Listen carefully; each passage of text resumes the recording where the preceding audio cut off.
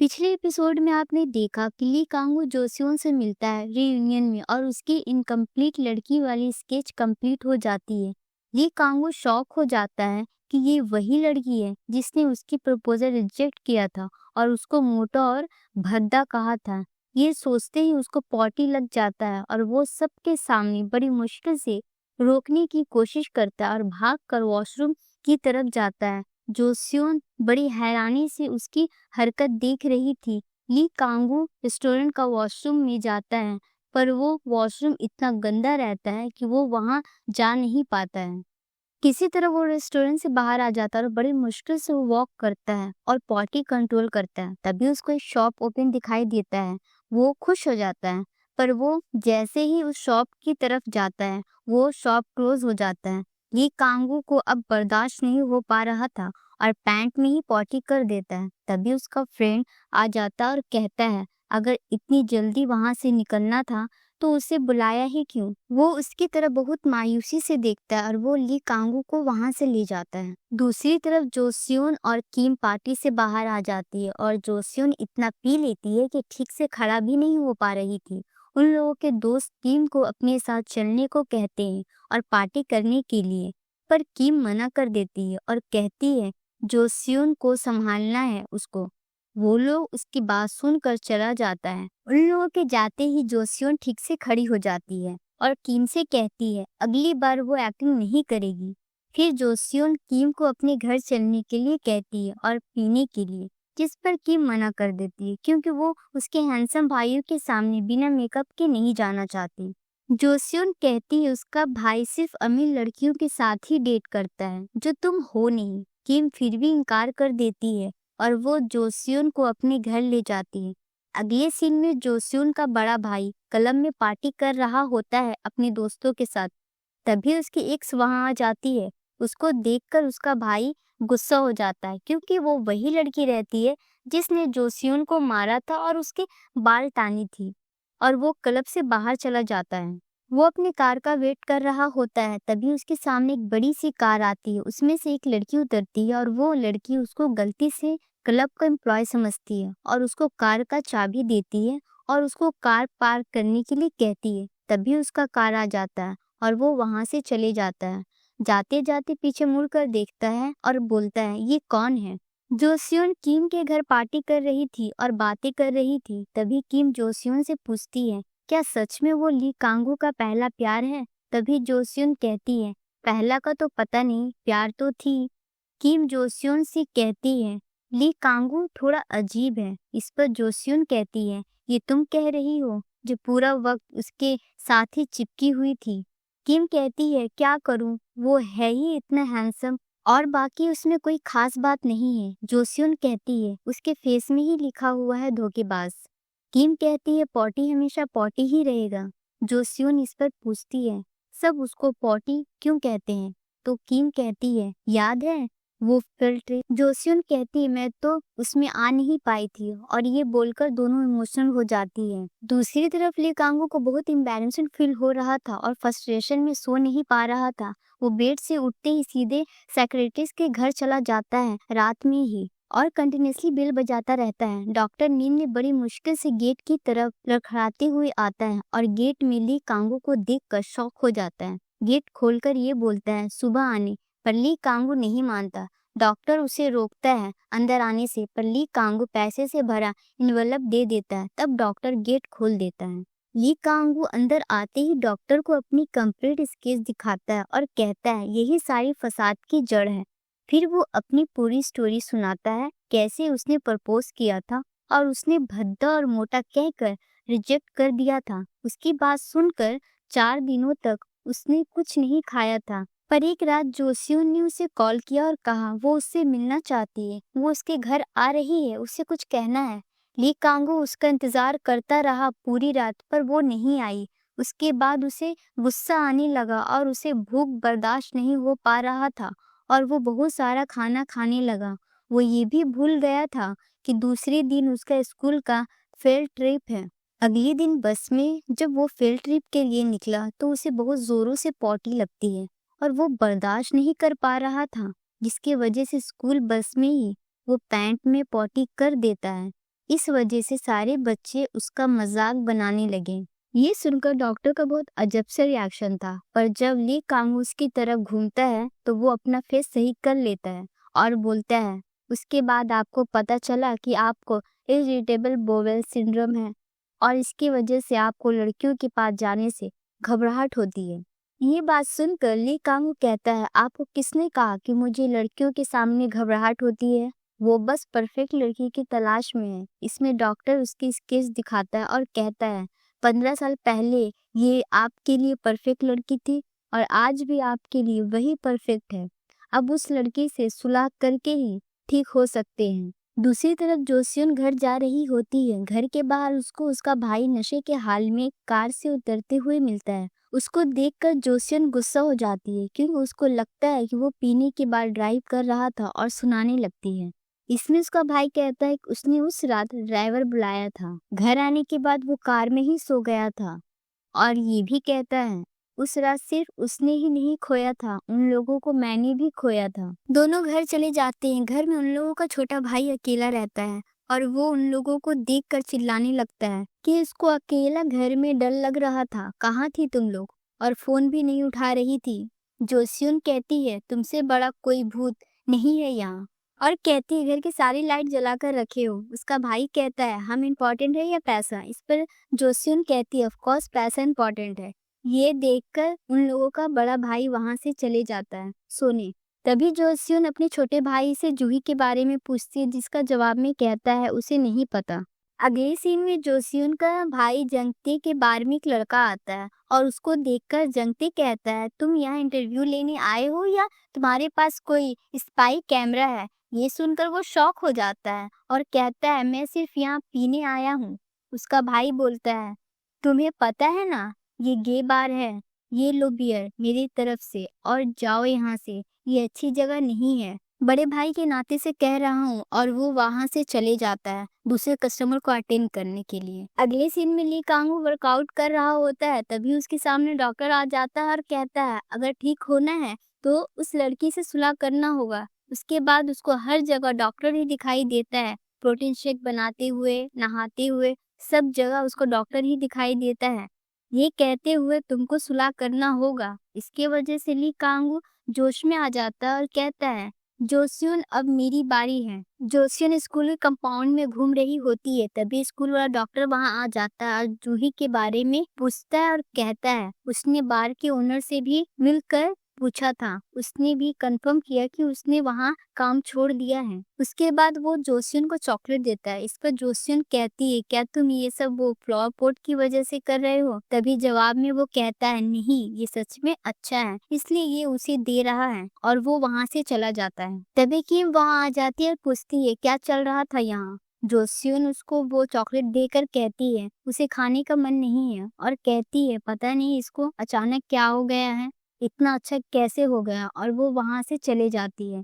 किम कहती है, इस पागल को इसकी फीलिंग नजर नहीं आ रही है क्या? दूसरे सीन में ली कांगू अपनी दादी और माँ से मिलने जाता है, जहाँ दादी उसे एक फाइल देती है और कहती है, अपने क्वालिफिकेशन के हिसाब से डिपार्टमेंट चूज कर लो। पर ली कांगू कहता है, उसे ये सब नहीं करना है, उसे अपना सपना पूरा करना है। क्या उसे उसको अपना सपना पूरा करने नहीं मिलेगा? उसकी दादी कहती है, सपना देखना और उसमें माहिर होना दोनों अलग बात है, और उसने बहुत को देखा है अपने सपने के पीछे लाइफ बर्बाद करते हुए। ली कांगू फिर भी मना कर देता है और कहता है, उसकी बहन है तो आपकी राइट हैंड। उसकी दादी कहती है, मुझे सिर्फ अपने राइट हैंड की नहीं, शरीर की सारे अंगों की जरूरत है। तभी उसकी माँ कहती है, ये लड़का बहुत जिद्दी है, ऐसे नहीं मानेगा, प्लान बी इस्तेमाल करना पड़ेगा। वो उन लोगों की बात सुन लेता है और कहता है, माँ मैं यही हूँ, और ये प्लान बी क्या है? तो दादी कहती है, सिर्फ 1 साल उसी कंपनी में काम करो और उसके बाद जो करना है उसकी मर्जी। ली कांगू मान जाता है और वो दोनों खुश हो जाती है। ली कांगू के जाने के बाद उसकी दादी कहती है, चलो हमें तो 1 साल मिल गया, अब जल्दी से उसकी शादी करवा देते हैं, उसके बाद वो कहीं नहीं जा पाएगा। दूसरी तरफ जोसियन का छोटा भाई जो सिजोन अपने दोस्तों के साथ जा रहा था एकेडमी। रास्ते में उसे जूही दिखती है डिलीवरी की जॉब करते हुए। वो उसका दोस्त को कहता है, तुम जाओ, उसे कुछ काम है। सिजोन उसके बाइक में जाकर बैठ जाता और जूही का इंतजार करता है। वो आती है और उसको कहता है उसकी बहन उसे ढूंढ रही है। उसको कॉल कर लेना। ये सुनकर वो कहती है वो अपनी फिक्र करे और वो वहाँ से चली जाती है डिलीवरी करने। जूही डिलीवरी करने जंगमी के पास जाती है, जो अपनी बड़ी सी बैग लेकर पार्क में बैठी हुई रहती है। वो जूही से पूछती है साथ में खाओगी, क्योंकि उसे अकेला खाना अच्छा नहीं लगता, जिसमें वो मना कर देती है। जंगमी अपना पैसों से भरा बैग खोलती है और पेमेंट करती है। बैग देखकर जूही शॉक हो जाती है। इतने में जोसियन वहां आ जाती है और पकड़कर मारने लगती है और स्कूल वापस चलने को कहती है। ये देखकर जंगमी पीछे से जोसियन के सर में हेलमेट से मारती है, जिसकी वजह से वो बेहोश हो जाती है। और जंगमी कहती है ये मरी तो नहीं, मुझे नहीं पता था कि ये तुम्हारी टीचर है, मुझे लगा था कि ये कोई चोर है। जोसियन जब होश में आती है तो जंगमी उससे माफी मांगती है। जोसियन जूही से उसकी जॉब क्विट करवाती है और उससे पूछती है तुम रह कहाँ रही हो, तो जवाब में कहती है सोना सेंटर में। जोसियन उसे अपना घर ले जाती है रहने के लिए और अपना पुराना रूम उसे दे देती है और कहती है सबको ऊपर आने से मना कर दूंगी। और ये भी कहती है सुजोन के अलावा उसके 2 और बड़े भाई रहते हैं। जूही उससे थैंक यू कहती है, पर जोसियन कहती है शायद तुम समझी नहीं, तुम मेरी कब्जे में हो और अब हर वक्त तुम्हें प्रैक्टिस करना होगा। जोसियन नीचे उतरकर अपने भाइयों को मैसेज करती है और जूही के बारे में बताती है। उसके दोनों भाई देखकर इग्नोर कर देते हैं और सुजोन अपने डांस प्रैक्टिस की वजह से मैसेज देख नहीं पाता है। दूसरी तरफ ली कांगो अपने दोस्त हियुनसो से जोसियन के बारे में पूछता है। हियुनसो को याद नहीं रहता क्योंकि वो सिर्फ खूबसूरत लड़कियों को याद रखता है। तब ली कांगो उसे उसकी स्केच दिखाता है और उससे मीटिंग करवाने के लिए बोलता है। हियुनसो स्केच देखकर पहचान जाता है और कहता है ये तो किम की दोस्त है, और कहता है ये तो बहुत चिपकू टाइप की है, और कहता है 5 मिनट में मीटिंग फिक्स करवाता हूँ, और किम को फोन लगाता है। किम खुश होकर जोसियन को कॉल लगाती है और उसे भी साथ चलने को कहती है। जोसियन मना कर देती है। किम कहती है वो अपने किसी दोस्त को भी साथ लाने को कहा है और उसे किसी और पर भरोसा नहीं है, और ये भी कहती है तुम्हें पता है ना 3 पैक के बाद उसे होश नहीं रहता, और अगर उसके बाद उसने उसे कहीं साथ चलने को कहा तो वो अपने आप को रोक नहीं पाएगी और सुबह उसे कॉल करके रोएगी। ये सुनकर जोसियन चलने के लिए रेडी हो जाती है। किम और जोसियन रेस्टोरेंट में आ जाती है, जहाँ ह्यूनसो अकेला बैठा उन लोगों का इंतजार कर रहा था। किम ह्यूनसो से कहता है तुम रियूनियन में नहीं आए, वहाँ पॉटी भी आया था, वो अब बहुत हैंडसम हो गया है, पहले जैसा नहीं रहा। ये सुनकर वो कहता है बाकी सब उसके बारे में क्या कह रहे थे। किम कहती है सब शॉक में थे क्योंकि वो एक सेलिब्रिटी की तरह दिख रहा था। उस पर जोसियन कहती है धोखेबाज दिखाई दे रहा था और वो वहाँ से चला गया बिना पैसे दिए। इतने में ली कांगू कहता है मुझे नहीं पता था कि मुझे पैसे देने थे। हिंसो कहता है मैं ली कांगू से टच में था, रियूनियन में मिल नहीं पाया, इसलिए सबको यहाँ बुलाया है। जोसियन कहती है तुम उस दिन इतनी जल्दी में क्यों चले गए थे, तबीयत ठीक नहीं थी क्या? ली कांगू कहता है उसे कुछ जरूरी काम आ गया था, इसलिए वो वहां से चला गया। जोसियन कहती है नहीं, वो आराम से गया था, जैसे तुम्हें पॉटी लगी हुई थी। ये सुनकर वो टेंशन में आ जाता है और उसे पॉटी का एहसास होने लगता है। किम और हिंसो बातें करने लगते हैं। तभी जोसियन देखती है ली कांगू उसे बड़ी अजब सी शक्ल बनाकर देख रहा है। जोसियन कहती है तुम्हें कुछ कहना है? ली कांगू उसके करीब आता है और उसके कान में कहता है तुम्हें नहीं लगता इन दोनों को कुछ देर अकेला छोड़ देना चाहिए और हम लोगों को कहीं और चलना चाहिए? जोसियन मना करने वाली रहती है, तभी किम उसे फोर्स करके बाहर भेज देती है। वो दोनों बाहर दूसरे टेबल में जाकर बैठ जाते हैं और एक दूसरे को जज करना स्टार्ट कर देते हैं। जोसियन कहती है इसकी आंखें देखकर लग रहा है जैसे किसी चींटी ने काट लिया है, और इसकी चीन कितनी शार्प है, ऐसी चीन होती है, जरूर उसे सर्जरी करवाई है। और इसके हाथ पाँव कितने लंबे है और सर कितना छोटा है, कितना अजीब दिखता है ये, छी छी छी। दूसरी तरफ ली कांगू सोचता है वो अब तक उसकी दीवानी हो गई होगी और उसका प्यार का नशा चढ़ रहा है, उसका ही जादू इसको दिलो दिमाग में छा गया है। अब कुछ भी कर लो ये उतरने वाला नहीं है, तुम तो गई काम से। फिर वो जोसियन से पूछता है तुम करती क्या हो?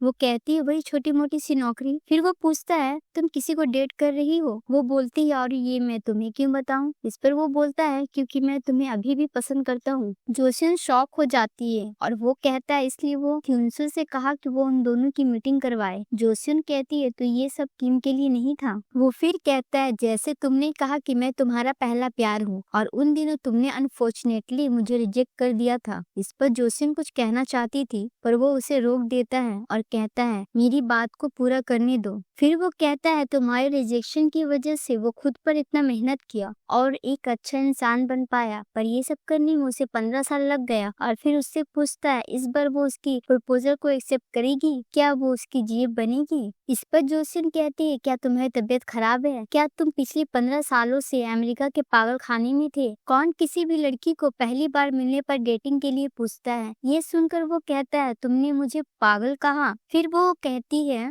ये सब बकवास बंद करो और जाकर पॉटी करो। ये बोलकर वो वहाँ से चली जाती है। ली कांग गुस्से से सबके सामने चिल्लाने लगता है क्यों करे वो पॉटी? क्या तुम जाओगे उसकी हेल्प करने? मैं नहीं करूँगा पॉटी। इतना बोलते ही उसे जोरों से पॉटी लग जाती है और वो पॉटी करने चला जाता है। जूही उसके बाद उसको डंप कर देना, गेम ओवर। दूसरी तरफ जो सिजन घर आता है तो देखता है घर में कोई नहीं है और सारी लाइट्स ऑफ है। वो जल्दी से लाइट्स जलाता है और कहता है ये लोग मेरे सगे भाई बहन नहीं हो सकते। जब इन लोगों को पता है मुझे अकेला डर लगता है, कोई क्यों नहीं रहता घर में, चाहे आधी रात में ही क्यों ना हो, घर में कोई रहता ही नहीं। उसके बाद वो वॉशरूम जाता और अपना हेयर वॉश करता है। तभी उसे एक कहानी याद आती है भूत की। मिरर में उसे भूत दिखाई देता है। वो डर से जल्दी जल्दी हेयर वॉश करने लगता है। जैसे ही वो वॉशरूम से बाहर आता है उसे किसी की गुनगुनाने की आवाज सुनाई देती है। वो पूछता है कौन है वहाँ? असल में जूही वर्कआउट कर रही थी, ऊपर हेडफोन लगाकर गुनगुना रही थी। सीजन आहिस्ता आहिस्ता ऊपर जाता है डरते हुए। उसी वक्त जूही बाहर आ जाती है। अचानक उसको देखकर जो सीजन डर जाता है और सीढ़ियों से नीचे गिर जाता है और बेहोश हो जाता है। जब उठता है तो जूही से कहता है अगर स्कूल में सबको पता चल गया कि तुम मेरे साथ मेरे घर में रहती हो तो मेरी बदनामी हो जाएगी। जूही कहती है ठीक है, वो जोशियों से बात करके यहाँ से चली जाएगी और वो वहाँ से चली जाती है और सियोजुन वहाँ सो जाता है। जोशियोन और उसका भाई आता है तो देखता है क्या बात है, आज ये अकेला ही सो गया। लग रहा है जूही के रहने से ये सेफ फील कर रहा है। अगली सुबह जोशियोन सब भाइयों को उठाकर जूही के बारे में बताती है। जो सिजुन सब भाइयों से कहता है वो यहाँ नहीं रह सकती, उसकी इमेज खराब हो जाएगी। उसका बड़ा भाई कहता है कि उसकी पूरी स्टोरी सुनी वो यहाँ रह सकती है। उसका दूसरा भाई कहता है कि क्या वो सुनी जा सकता है। जोसियोन कहती है सियोजुन से जूही के रहने से वो कल अकेला सो गया था, वो कितनी काम की है। और सब वहाँ से जाने लगते हैं। तभी जोसियोन कहती है दोपहर तक सबका पैसा आ जाना चाहिए और सब चले जाते हैं। तभी जूही वहाँ आ जाती है और वो झट से खड़ा हो जाता है और कहता है तुम सिर्फ घर की डॉग की तरह हो, काम आने वाली। और कहता है किसी को मत कहना स्कूल में, ना ही मेरे पास आना और मेरी फोटो लेकर स्कूल में भेजने की कोशिश मत करना। ये बोलकर वो वहाँ से चला जाता है।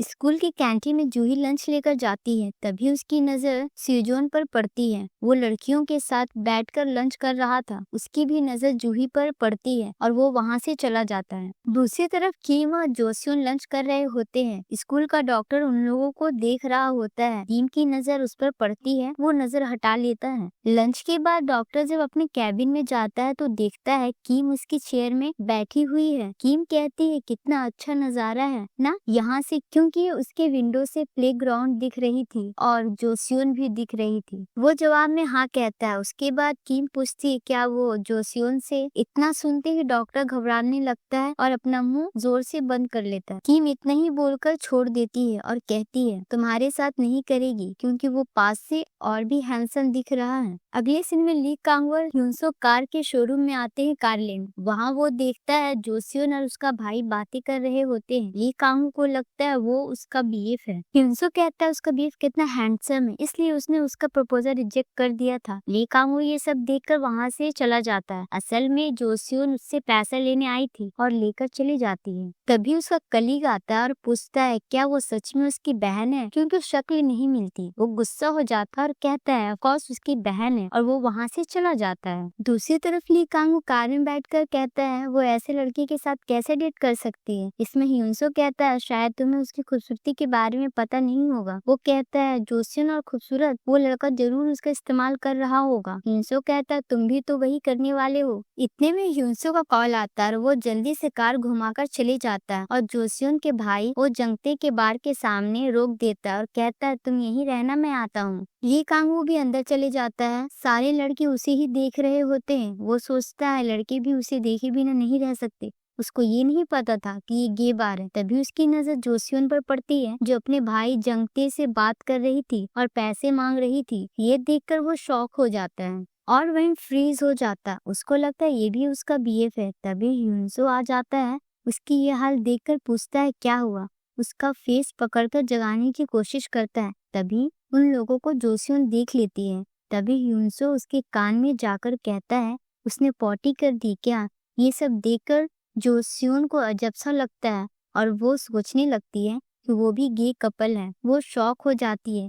तभी ह्यूनसो उसको पकड़कर ले जाता और बोलता है रोक कर रखना, घर जाने से पहले कर मत देना। ली कांगू घर जाकर बेड में सो जाता और बोलता है इसकी बीफ इतने हैंडसम क्यों है, और ये कहता है अगर वो उन लोगों को डेट कर सकती है तो उसे क्यों नहीं कर सकती। उसके बाद जोसियन किम के साथ पार्क में वॉक करने जाती है और कहती है वो दोनों गे कपल है और काफी टाइम से एक साथ है। ये सुनकर किम कहती है कितने झूठे हैं वो लोग। जोसियन कहती है मैंने पहले ही कहा था, धोखेबाज है वो। तभी जोसियन को जंगमी दिखती है पार्क में लेटी हुई। वो उसके पास जाती है और पूछती है तुम्हारा घर नहीं है, तुम ठीक हो ना। फिर उसको अपना नंबर देती है और दोनों एक दूसरे का नाम पूछती है और वो वहाँ से चली जाती है। अगले सीन में ली कांगो मिन ह्यूक से मिलने आता है स्कूल में। वहाँ वो उसके कैबिन के विंडो से जोसियन को देखता है और बोलता है ये यहाँ भी, और वो वहाँ से चला जाता है हंसते हंसते। सब स्टूडेंट उसको ही देखने लगते हैं। ली कांगू वहाँ से निकलकर सीधा डॉक्टर के पास जाता है और कहता है मुझे नहीं पता था इतना आसान था उसको अपनी मुट्ठी में कैद करना,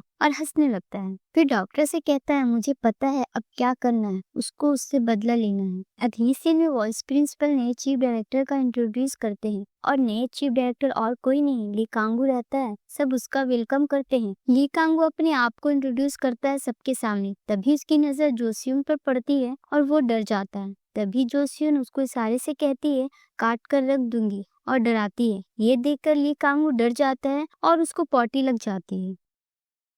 हेलो दोस्तों, अगर वीडियो अच्छा लगा तो लाइक कर दो, कमेंट करके बताओ कैसा लगा और सब्सक्राइब करना मत भूलना। आपका सपोर्ट बहुत जरूरी है।